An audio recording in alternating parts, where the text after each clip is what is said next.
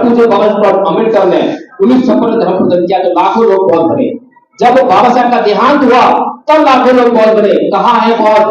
अगर इतने बौद्ध होते तो ये देश सबका बौद्धमय हो गया होगा। लेकिन दुर्भाग्य है कि बौद्ध के नाम पर केवल नाम के आगे बौद्ध लगा है।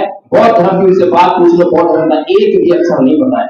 जिसको बौद्ध धर्म का ज्ञान ही नहीं है वो बौद्ध धर्म का प्रचार कैसे करेगा? इसीलिए मैंने थोड़ा सा प्रयास किया। 1950 का संविधान लागू होता है, 56 में बाबा साहब बौद्ध धर्म ग्रहण करते हैं। अगर संविधान हमारी सभी समस्याओं का हल होता तो परम पूज्य बाबा साहब डॉक्टर भीमराव अम्बेडकर इस समाज को बौद्ध धर्म ग्रहण करने के लिए नहीं कहते। बौद्ध धर्म प्रतिष्ठा राम की इस भूमि से गायब हो गई है, कोई जानता ही नहीं है। विदेशों में चले जाओ, कहीं भी राम का नाम लो, शिव जी का नाम लो, कृष्ण जी का नाम लो, कोई नहीं जानता कहां से कौन है। और दुनिया के किसी भी कोने में जाके बुद्ध का नाम ले लो तो बोलेंगे आप भारत से आए हो। दुनिया के किसी भी कोने में जाके बोलो कि मैं भारत से आया हूं तो बुद्ध की धरती से आए हो, कहने की जरूरत नहीं पड़ती है। इसलिए जो प्रतिष्ठा हो चुकी थी उसको पुनर्स्थापित करने के लिए प्राण प्रतिष्ठा की थी। और आपको बताया गया कि इस मूर्ति में जान डाल दी गई है। चलिए, जान डाल दी गई। 2 दिन बाद ही एक बयान आया, एक पुजारी है बहुत बड़े महंत रामभद्राचार्य जी, वो कहते हैं कि जब आप बीमार पड़ जाओ तो आप राम मंदिर जाओ, आप हनुमान चालीसा पढ़ो। और ज्यादा दिन नहीं हुए, 4 दिन बाद ही बीमार पड़े। अब इस देश के लोग वो प्लेबेंस की तरह से हैं जिनको मंदिर चाहिए और मंदिर के नाम पर वोट देने के लिए तैयार रहते हैं। 4 दिन बाद रामभद्राचार्य जी बीमार पड़ गए, ना तो वो राम मंदिर गए और ना ही उन्हें हनुमान चालीसा पढ़ा। लेकिन इस देश के लोगों ने ये सवाल ही नहीं किया। इस देश के लोग सवाल नहीं किया कि रामभद्राचार्य जी आप बीमार पड़े तो आप क्यों मंदिर नहीं गए, आपने क्यों नहीं हनुमान चालीसा पढ़ा?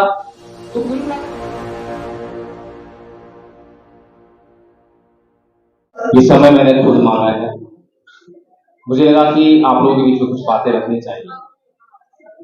शब्द बहुत महत्वपूर्ण होते हैं, कि शब्दों से भाव निकलते हैं और ये भाव भावना बनाते हैं और भावना से विचार बनते हैं और विचारों की विचारधारा निकलती है और विचारधारा तय करती है कि आपके जीने की राह कैसी है। अभी कुछ वक्त आप पूर्व में बोल रहे थे, अनजाने में बोल रहे थे, मैं लांछन नहीं लगा रहा, कुछ शब्दों का प्रयोग किया जो कि हमारी जिस विचारधारा की हम बात कर रहे हैं उसके सर्वथा विपरीत है।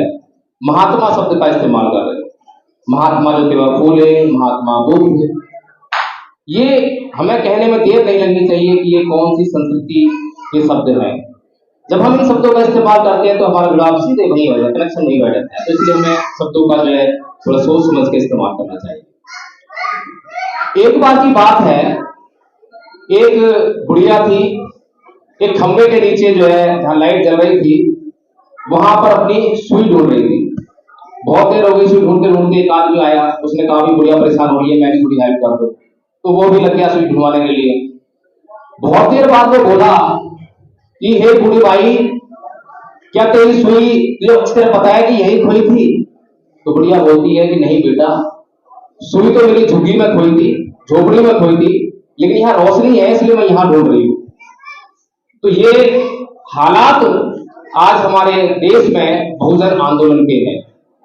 जितने भी आंदोलन चल रहे हैं दिशाहीन चल रहे हैं। अभी पूर्व में बहुत सारे आंदोलन हुए, कोई ईवीएम का आंदोलन कर रहा है, कोई विश्वविद्यालय नौकरी का आंदोलन कर रहा है, कोई आंदोलन कर रहा है। लेकिन क्या आंदोलन चलना चाहिए था, उस पर ध्यान नहीं। हमारे महान पुरुषों ने कभी भी अपने आप को एमएलए एमपी बनाने का आंदोलन नहीं किया। समाज को एमएलए एमपी बनना चाहिए, समाज को एमएलए एमपी बनाने का आंदोलन किया।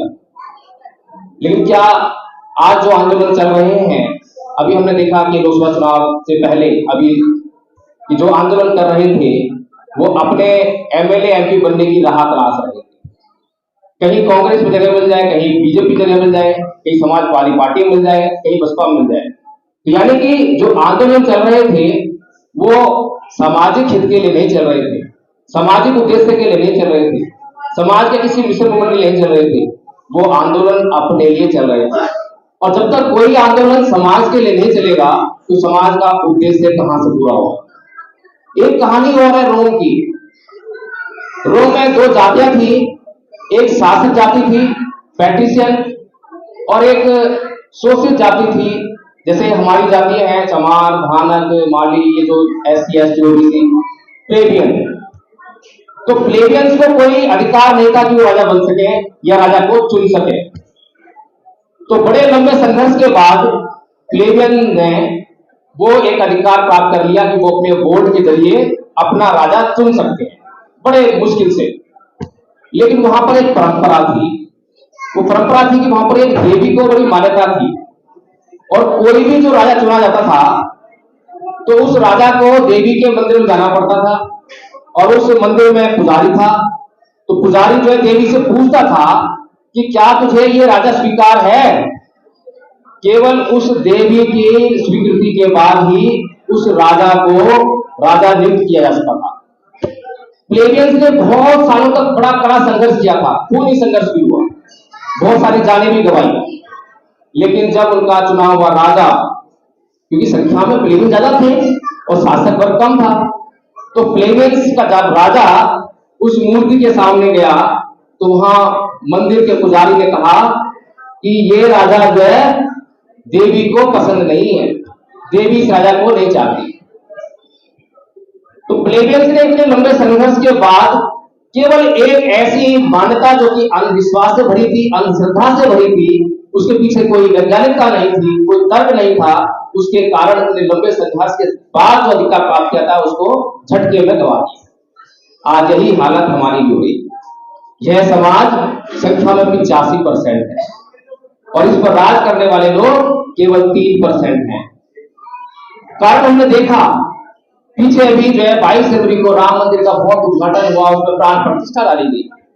अब सोचने वाली बात है कि प्रतिष्ठा जो शब्द होता है उसका मतलब क्या होता है। प्रतिष्ठा का मतलब होता है मान सम्मान को स्थापित करना, ये होता है ना, प्राण फूकना नहीं होता। तो यानी कि जो प्रतिष्ठा राम की इस भूमि से गायब हो गई है, कोई जानता ही नहीं है।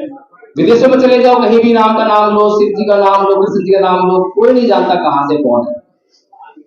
और दुनिया के किसी भी कोने में जाके बुद्ध का नाम ले लो तो बोलेंगे आप भारत से आए हो।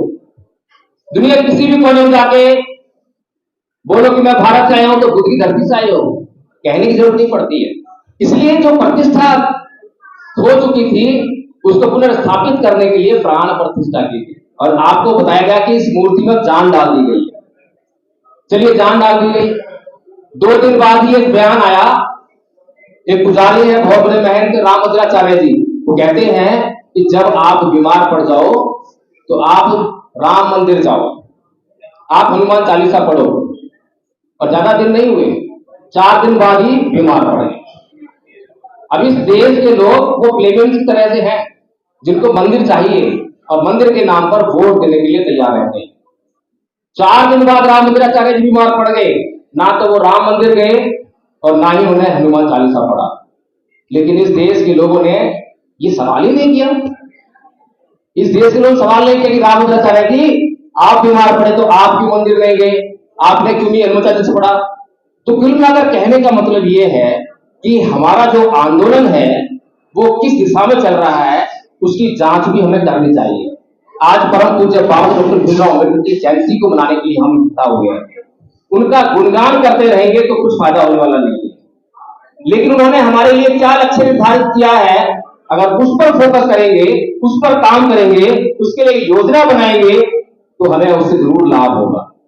हमारे जो महापुरुष हुए हैं, माननीय साहेब कांसीराम जी का भाषण जिन्होंने सुना हो, कभी उन्होंने बाबा साहेब का गुणगान किया क्या? नहीं किया। लेकिन जो उन्होंने बाबा साहेब के द्वारा लक्ष्य निर्धारित किया था उसको अपना लक्ष्य बनाकर उसकी कैसे उसको प्राप्त किया जाए उसकी योजना बनाई, उस पर काम किया और लक्ष्य को प्राप्त कर लिया। ये सीधी सी बात है, कोई मैं अटपटी बात नहीं कर रहा हूं कि जो हमारे सामने हमारे महापुरुषों ने हमें गुलामी से निकालने के लिए जो लक्ष्य हमारे लिए निर्धारित किया है, अगर हम उसको समझेंगे नहीं तो हम जो है उसके लिए योजना नहीं बना पाएंगे। योजना नहीं बनेगी तो हम काम नहीं कर पाएंगे। परम पूज्य बाबा डॉक्टर भीमराव अम्बेडकर बचपन से अत्याचार सहन कर रहे थे। अभी साहब बता रहे थे कि उनको गाड़ी में नहीं बैठने दिया, जब नाई के पास बाल काटने गए तो नाई ने बाल नहीं काटे। स्कूल में पढ़ने के लिए गए तो अध्यापक ने उन्हें भीतर बैठकर पढ़ने नहीं दिया। जब प्यास लगी तो चपरासी ने उनको पानी नहीं पिलाया। चपरासी ने तो पानी कैसे पीते। जब नौकरी पाली, वडोदरा रियासत में नौकरी करने गए तो चपरासी ने उनको फाइल दी नहीं बल्कि उनको फेंक के मारी, नौकरी नहीं करने दी। ये दुनिया भर के अत्याचार वो सहन कर रहे थे। उन्हें समझ में नहीं आ रहा कि अत्याचार क्यों हो रहा है, कौन कर रहा है। लोग कह रहे थे कि नाई अत्याचार कर रहा है, अध्यापक अत्याचार कर रहा है, गाड़ी वाला अत्याचार कर रहा है, चपरासी अत्याचार कर रहा है। लोग ऐसा सोचते, आज भी सोचते हैं ऐसे ही। SC/ST एक्ट है, हमारा ब्राह्मण अत्याचार कर रहा है, पढ़िया अत्याचार कर रहा है, चलो SC/ST एक्ट पे मुकदमा दर्ज कराओ। लेकिन जब परम पूज्य बाबा साहब डॉक्टर भीमराव अम्बेडकर इस देश के हिंदुओं के जिस व्यवस्था से वो आते थे, वो जब धर्म ग्रंथ उनके पढ़ते हैं, रामायण महाभारत मनुस्मृति को पढ़ते हैं, तो वो इस नतीजे पर पहुंचते हैं कि ये जो मेरे ऊपर बचपन से अत्याचार हो रहे थे, ये ना तो कोई नाई अत्याचार कर रहा था, ना अध्यापक अत्याचार कर रहा था, ना कोई चपरासी अत्याचार कर रहा था, बल्कि ये एक व्यवस्था है जो मुझ पर अत्याचार कर रही थी। मुझ पर ही अत्याचार नहीं कर रही थी, बल्कि मेरे पूरे समाज पर हजारों सालों से अत्याचार कर रही थी। इसीलिए उन्होंने 25 दिसंबर 1927 को मनुस्मृति को आग के हवाले किया और 13 अक्टूबर 1935 को यह निर्णय लिया, मंच के माध्यम से घोषणा की कि मैं हिंदू धर्म में पैदा हुआ, यह मेरे बस की बात नहीं थी, लेकिन मैं हिंदू मरूंगा नहीं। और 21 साल बाद परम पूज्य बाबा साहब डॉक्टर भीमराव अम्बेडकर 14 अक्टूबर 1956 को नागपुर की दीक्षा भूमि से बौद्ध धर्म को ग्रहण करते हैं। लेकिन इन दोनों बातों का हमसे तो सरोकार नहीं है। हमारे दिमाग में बाबा साहेब नहीं, उनके काम नहीं है। हमारे दिमाग में जयंती है, जयंती मनानी है, सेलिब्रेशन करना है। हम सेलिब्रेट करने वाले लोग हैं। हम ताली बजाते हैं क्योंकि हमें मजा आया, सुनने में अच्छा लगा, इसलिए ताली बजाते। मनोरंजन की संस्कृति पर जीने वाले लोग हैं। आज यहाँ पर भगवान बुद्ध की तस्वीर नहीं है। जो प्रथम गुरु हैं बाबा साहेब के, 3 गुरु बताए थे स्मृति जी ने। प्रथम गुरु तथागत बुद्ध हैं, दूसरे गुरु कबीरदास हैं, तीसरे गुरु महामना ज्योतिबा फूले हैं। तो परम पूज्य बाबा साहब डॉक्टर भीमराव अम्बेडकर इस समाज की समस्याओं पर फोकस करते हुए कहते हैं कि इस समाज पर एक व्यवस्था लगातार अत्याचार कर रही है और इस देश में 2 संस्कृतियों के बीच में लगातार संघर्ष चल रहा है, युद्ध चल रहा है। वो है ब्राह्मण संस्कृति और बौद्ध संस्कृति या समर संस्कृति। तो परम पूज्य बाबा साहब डॉक्टर भीमराव अम्बेडकर जब ये कहते हैं कि आपकी सभी समस्याओं का हल राज्य सत्ता में है, इसलिए राज्य सत्ता को हासिल कर लो, राज्य सत्ता को हासिल कर लो, तो खाली इतना कहकर नहीं छोड़ देते। उसके लिए एक योजना बताते हैं कि आपको राज्य सत्ता कैसे हासिल होगी, कैसे आप जो उससे महरूम हो। संख्या तो आपकी ज्यादा है। अब बड़े एक दिलचस्प बात है, कार्ल मार्क्स को कितने लोग जानते हैं? कार्ल मार्क्स को जरा जानते हैं? कार्ल मार्क्स ने जिन लोगों के लिए सिद्धांत दिया, सभी जानते हैं कि मजदूरों के लिए उसने सिद्धांत दिया। मजदूरों पर अत्याचार हो रहे थे, मजदूरों का शोषण हो रहा था, तो इसके लिए उसने क्या कहा कि हे दुनिया भर के मजदूरों, तुम संख्या में अधिक हो, तुम इकट्ठे हो जाओ, तुम इन फैक्ट्रियों पर कब्जा कर लो और इन फैक्ट्रियों को तुम अपने हाथों चलाओ और उसका जो लाभ होगा आपस में बांट लो। ये किसके लिए कहा कार्ल मार्क्स ने? मजदूरों के लिए। लेकिन दुर्भाग्य रहा कि उसके सिद्धांत को मजदूरों ने नहीं पढ़ा। किसने पढ़ा? जो लोग उनका शोषण कर रहे थे, उन लोगों ने उस सिद्धांत को बड़ी बारीकी से पढ़ा। फिर क्या किया? फिर पढ़कर जो है उनको सहूलतें दे दी। और आज हम देखते हैं कि जहां पर कार्ल मार्क्स की विचारधारा पर आधारित पार्टियों के अंदर मजदूरों को संगठित होना चाहिए था, कोई नहीं है। कोई कांग्रेस में, कोई बीजेपी में, कोई कहीं पर है, कोई मतलब ही नहीं कार्ल मार्क्स से। मजदूर नहीं जानते कार्ल मार्क्स कौन था, जबकि उनका जो सबसे बड़ा जो कहें कि उनको क्या कहते हैं सहूलतें देने वाला व्यक्ति कोई रहा, उनका मसीहा जो है वो कार्ल मार्क्स था। ऐसी स्थिति भारत में बहुजन समाज की है, दलितों की है। दलितों के लिए जो बातें बाबा साहब डॉक्टर भीमराव अम्बेडकर ने लिखी, उन बातों को दलित नहीं पढ़ते हैं। अगर दलितों ने पढ़ी होती तो उन्होंने अपनी लक्ष्य बनाया होता, योजना बनाई होती, इस पे काम कर रहे थे, हासिल कर लेते। नहीं पढ़ते। तो किसने पढ़ा? RSS ने पढ़ा, हिंदुओं ने पढ़ा। इसीलिए उन्होंने 1925 में अपना एक संघ बना लिया और संघ बनाकर उन्होंने, बाबा साहब कहते हैं कि आपकी सभी समस्याओं का हल राजनीतिक सत्ता में है। इस बात को पढ़ने के बाद भी RSS ने अपनी राजनीतिक पार्टी की स्थापना नहीं की। सभी जानते होंगे उनकी पहली राजनीतिक पार्टी कब बनती है? 1977 में, जनसंघ के रूप। तो क्या कर रहे हैं 1925 से लेकर अब तक जो बाबा साहब कह रहे हैं हमारे समाज के लिए, वो कर रहे हैं अपना सांस्कृतिक विकास करने का, अपनी संस्कृति को इस देश में लोगों के दिमागों में मन मस्तिष्क पर बैठाने का। तो क्या काम चल रहा है? मंदिर का काम चल रहा है, मस्जिद को तोड़ने का काम चल रहा है। ये सारे काम वो परम पूज्य बाबा साहेब ने जो दलितों के लिए बातें लिखी थी, उन बातों को जिनको दलितों ने नहीं पढ़ा, पूरे समाज ने नहीं पढ़ा, उन लोगों ने पढ़ा, वो लगातार उस पर काम कर। लेकिन क्या इस देश के लोगों ने समझा? बाबा साहब कहते हैं कि अगर सत्ता को हासिल करना है तो आपको अपनी गैर राजनीतिक करना पड़ेगा, आपको सामाजिक और धार्मिक आंदोलन करने पड़ेंगे। बाबा साहब के 2 लक्ष्य हैं भोजन समाज के लिए कि सत्ता प्राप्त करो और दूसरा भारत को बौद्ध में कर लो, क्योंकि अगर भारत बौद्ध में होगा, आप सभी बौद्ध बन जाओगे तो आपकी सभी समस्याएं अपने आप छूट जाएंगी। 1950 का संविधान लागू होता है, 56 में बाबा साहब बौद्ध धर्म ग्रहण करते हैं। अगर संविधान हमारी सभी समस्याओं का हल होता तो परम पूज्य बाबा साहब डॉक्टर भीमराव अम्बेडकर इस समाज को बौद्ध धर्म ग्रहण करने के लिए नहीं कहते। बौद्ध धर्म ग्रहण करने के लिए बोल रहे हैं क्योंकि संविधान और संविधान के द्वारा जो कानून है वो आपको इंस्टेंट रिलीफ देते हैं, परमानेंट रिलीफ नहीं देते हैं। SC/ST एक्ट पर जब आपको मुकदमा दर्ज कराते हो तो तुरंत आपको समाधान मिल जाता है, अत्याचार रुक जाता है, लेकिन जिसने अत्याचार किया वो सुधरता नहीं। तो बाबा साहब डॉक्टर भीमराव अम्बेडकर आपके लिए हमेशा के लिए समस्या को जड़ से समाप्त कर देना चाहते हैं। इसीलिए बाबा साहब डॉक्टर भीमराव अम्बेडकर कहते हैं कि आप इस देश को जितना जल्दी हो सके उतना जल्दी बौद्ध में कर दो, नहीं तो दूसरे लोग लगे हैं इसको हिंदू राष्ट्र बनाने के। हिंदू राष्ट्र कैसा होगा किसी छुपा नहीं है, लेकिन बौद्ध राष्ट्र कैसा होगा जहां पर हिंदुओं के लिए भी कोई दिक्कत नहीं है, मुसलमानों के लिए भी कोई दिक्कत नहीं है, किसी व्यक्ति के लिए कोई दिक्कत नहीं है। लेकिन इस समाज के लिए आंदोलन करने वाले लोग बौद्ध बनने की ओर कोई ध्यान नहीं देते। जितने भी बौद्ध हमें आज दिखाई देते हैं, परंतु जो बाबा साहब अम्बेडकर ने 1956 धर्म प्रदान किया तो लाखों लोग बौद्ध बने। जब बाबा साहब का देहांत हुआ तब लाखों लोग बौद्ध बने। कहाँ है बौद्ध? अगर इतने बौद्ध होते तो ये देश सबका बौद्धमय हो गया होगा। लेकिन दुर्भाग्य है कि बौद्ध के नाम पर केवल नाम के आगे बौद्ध लगा है। बौद्ध धर्म की उनसे बात पूछ लो, बौद्ध धर्म का एक भी अक्षर नहीं पता है। जिसको बौद्ध धर्म का ज्ञान ही नहीं है वो बौद्ध धर्म का प्रचार कैसे करेगा? इसीलिए मैंने छोटा सा प्रयास किया, हम संघ बनाया और उसमें 3 वर्ष का जो है कोर्स बनाया, first year, second year, third year. First year का कोर्स जो है ले टीचर्स का कोर्स है, बाबा साहब की योजना है, मेरी योजना नहीं है। बाबा साहब का भाषण है 19 जुलाई 1954 का, जिसमें कि भारत को बौद्ध में कैसे बनाएंगे उसकी योजना बताते हैं। उसमें सब इस्तेमाल करते हैं ले टीचर्स का।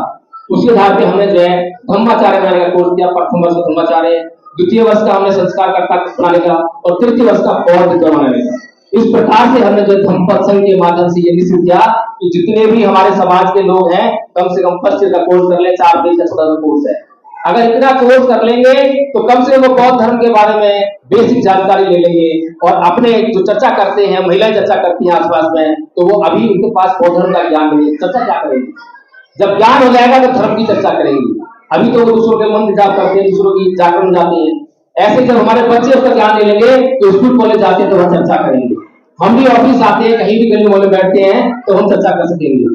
जब कर सकेंगे जब हमें बौद्ध धर्म का ज्ञान होगा। तो परम पूज्य बाबा डॉक्टर भीमराव अम्बेडकर हम चैरिटी बना रहे हैं, अगर हम ईमानदार हैं, अगर हम बेईमान नहीं है, अगर बिल्कुल भी बेईमान नहीं है, तो हमें वो लक्ष्य दोनों ध्यान रखने चाहिए कि बाबा साहब के लिए नहीं है, उन्होंने दोनों लक्ष्य अपने लिए नहीं हमारे लिए निर्धारित किए।